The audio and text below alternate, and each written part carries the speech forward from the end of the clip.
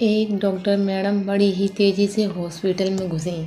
उन्हें किसी एक्सीडेंट के मामले में तुरंत बुलाया गया था। अंदर घुसते ही उन्होंने देखा कि जिस लड़की का एक्सीडेंट हुआ है उसके परिजन बड़े बेसब्री से उनका इंतजार कर रहे हैं। डॉक्टर को देखते ही लड़की का पिता बोला, आप लोग अपनी ड्यूटी ठीक से क्यों नहीं करते? आपने आने में इतनी देर क्यों लगा दी?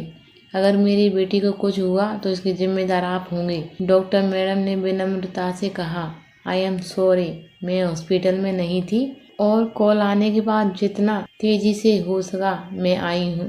कृपया अब आप लोग शांत हो जाइए ताकि मैं इलाज कर सकूं। शांत हो जाइए।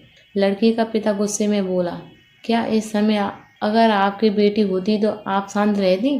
अगर किसी की लापरवाही से आपकी बेटी मर जाए तो क्या करेंगे आप? पिता बोले ही जा रहा था, भगवान चाहेगा तो सब ठीक हो जाएगा, आप लोग दुआ कीजिए, मैं इलाज करने के लिए जा रही हूँ। और ऐसा कहते हुए डॉक्टर मैडम ऑपरेशन थिएटर में प्रवेश कर गई। बाहर लड़की का पिता अभी भी बुदबुदा रहा था, सलाह देना आसान होता है, जिस पर बीतती है वही जानता है। करीब 1.5 घंटे बाद डॉक्टर मैडम बाहर निकली और मुस्कुराते हुए बोली, भगवान का शुक्र है आपकी बेटी अब खतरे से बाहर है। यह सुनते ही लड़की के परिजन खुश हो गए और डॉक्टर मैडम से सवाल पर सवाल पूछने लगे। वो कब तक पूरी तरह से ठीक हो जाएगी, उसे कब डिस्चार्ज मिलेंगे?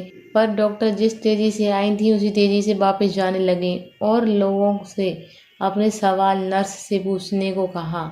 ये डॉक्टर इतनी घमंडी क्यों है? ऐसी क्या जल्दी है कि 2 मिनट हमारे सवालों का जवाब नहीं दे सकती? लड़की के पिता ने नर्स से कहा।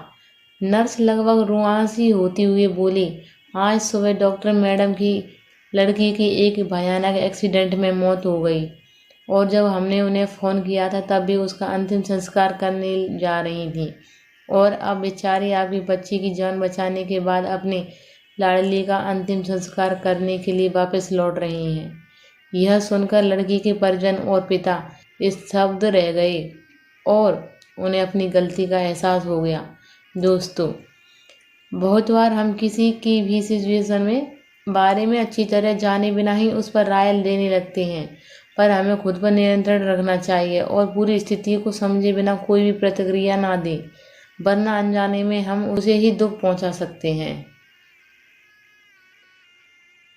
प्लीज़ हमारे चैनल को लाइक, शेयर और सब्सक्राइब करें। धन्यवाद।